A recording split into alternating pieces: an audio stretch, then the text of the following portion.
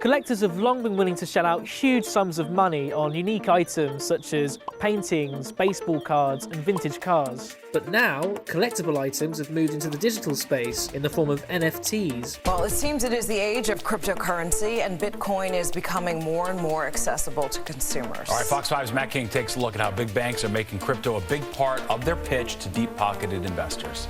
Wow, Steph, another, stock that's kind of gone stratospheric before coming back. Elon Musk making news overnight. Just after 3 a.m., he tweeted that Tesla was going, he said, quote, "You can now buy a Tesla with Bitcoin." So what exactly are NFTs, and why are they suddenly being sold for millions?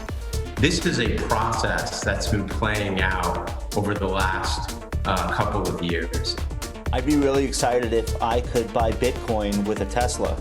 In a separate tweet, Musk said Tesla is only using internal and open source software and operates Bitcoin nodes directly. Nodes are computers that work to verify transactions and prevent Bitcoin from being spent twice. Musk also said Bitcoin paid to Tesla will be retained as Bitcoin, not converted to fiat currency. In 2020, the total value of NFT transactions quadrupled to $250 million, and the market looks set to grow further in 2021. In the latest development in the cryptocurrency validation process described there by President of MJP Wealth Advisors Brian Vendig, Morgan Stanley, the fourth biggest investment bank in the world, reportedly plans to offer some of its wealthier clients exposure to Bitcoin through 3 cryptocurrency funds.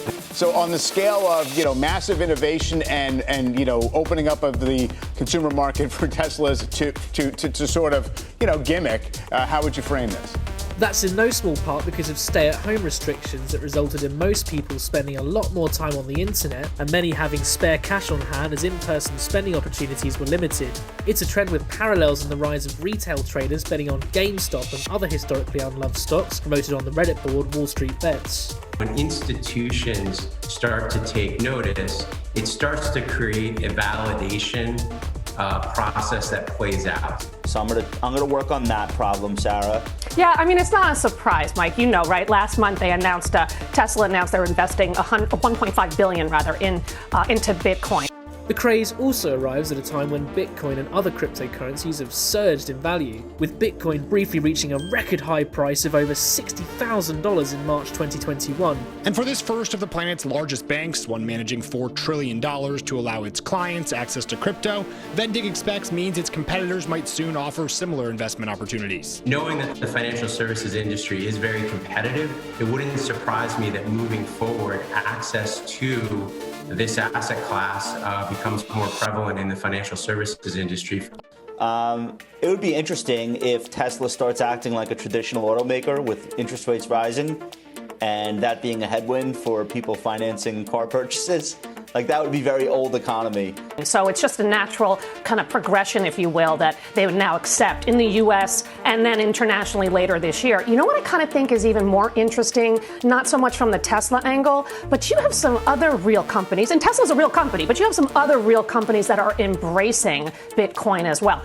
Many NFTs are priced in Ether, the digital token of the Ethereum blockchain. That currency hovered around $2,000 in February 2021, before losing nearly a third of its value in a matter of days, reminding investors of cryptocurrency's wild volatility. On the same day we learned of Morgan Stanley offering investment opportunities in Bitcoin funds, Cash App announced the end of Bitcoin transaction fees, allowing its users to exchange Bitcoin like a fiat currency. Many investors are buying NFTs as a speculative investment, hoping to flip them at a much higher price than they originally paid. But a growing number of people are also holding NFTs long-term as collectibles. Currently today, cryptocurrency is an alternative investment.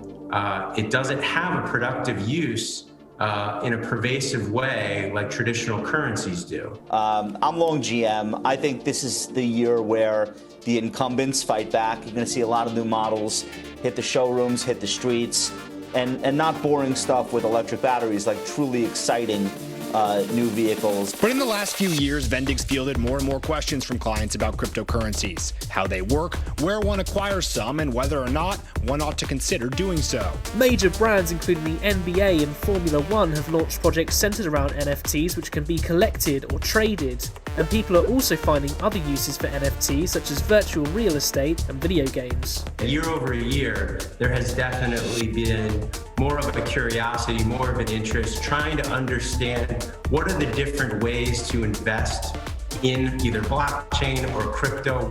Nevertheless, the NFT space has been met with skepticism from some creators and investors. Critics view it as another crypto fad that will eventually drift into irrelevance, but there are also concerns about the carbon emissions needed to generate these tokens. But expect to hear more about NFTs so long as collectors are willing to buy them. MasterCard and BNY Mellon, it's the oldest bank in America. And so you have other companies as well. And so it's here to stay. I'm not invested in Bitcoin. It's very volatile, but I understand it. And it's very interesting just to watch the real companies out there embracing this whole technology. And I think it's something really, it's quite fascinating. And as crypto and the blockchain continue to evolve and mature to offer a combination of investment vehicles appropriately regulated to educate and protect retail investors, Vendig expects more and more clients to ask themselves and their financial advisors whether they too ought to get involved. And it's not that Tesla's not the leader, they still will be.